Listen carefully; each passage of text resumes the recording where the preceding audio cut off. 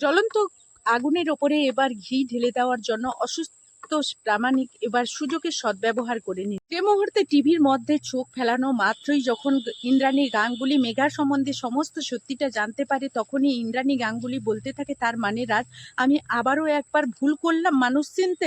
আমি তাড়াহুড়ো করে হুটপুট করে আমার ছেলের জন্য এত বড় একটা সিদ্ধান্ত নিয়ে আমার ছেলের জীবনটা শেষ করে দিতে চলেছে। তখনই ইন্দ্রাণী গাঙ্গুলি সিদ্ধার্থকে বলতে থাকে, সিদ্ধার্থ, এক্ষুনি পুলিশ ডাকো আর এদের দু বোনকে ঘাড় ধাক্কা দিয়ে আমাদের বাড়ি থেকে বের করে দাও, এদের পুলিশের হাতে যত শীঘ্রই সম্ভব তুলে দাও। এই কথা বলা মাত্রই তখনই মেঘা বলতে থাকে, এই ইন্দ্রাণী গাঙ্গুলি, তুই আমাকে এখনো পর্যন্ত চিনে উঠতে পারিস, কারণ আমি কিন্তু দেবলীনা নয়। দেবলীনাকে দমিয়ে তোরা চার দেওয়ালের মধ্যে জিম্মি করে রাখতে পেরেছিস, তাই আমাকে চার দেওয়ালের মধ্যে আটকে রাখার মতো কারোর ক্ষমতা নেই।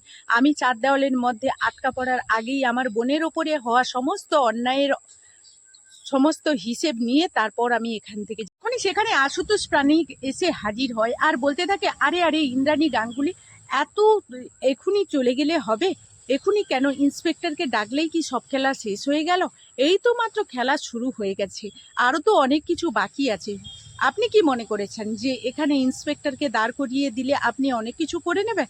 কিন্তু কিছুই তো করতে পারবেন না। আজকের ইন্সপেক্টর এখানে দেবলীনা এবং মেঘাকে কিছুতেই গ্রেপ্তার করতে পারে, কারণ ওরা তো সম্পূর্ণরূপে নির্দোষ।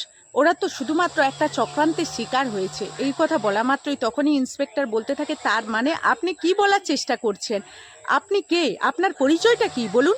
তখনই ইন্দ্রাণী গাঙ্গুলি বলতে থাকে, ওনাকে আপনি খুব ভালো করেই চেনেন। ও হলো আশুতোষ প্রামাণিক, যে কিনা অন্যায় করে এবং বেআইনি করে অনেক কোটি কোটি টাকা কয়েক মুহূর্তের মধ্যে লুটে নিতে চায় রাষ্ট্রীয় সম্পদ নষ্ট করার জন্য। কিন্তু আমি তো সেটা তাকে কিছুতেই করতে দেব না। প্রতিনিয়ত ও আমাকে জব্দ করার জন্য এখানে চলে আসে। তখনই আশুতোষ প্রাণিক বলতে থাকে যে কোনো বাড়ি পেরে উঠিনি, ঠিক আছে, কিন্তু এবার যে পারবো না সেটা আপনাকে কে বলেছে বলুন তো?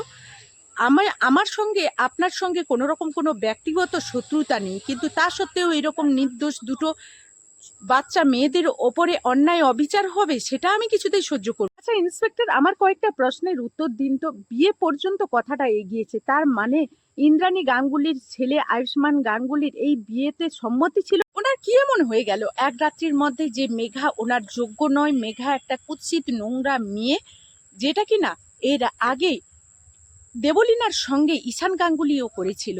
সেই একই জিনিস আবারও রিপিট হয়েছে তার বড় ছেলের ক্ষেত্রে।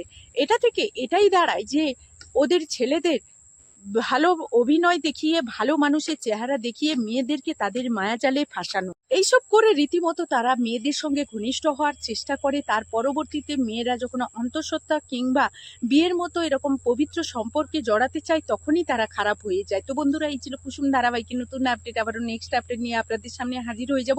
ততক্ষণ সবাই ভালো থাকুন।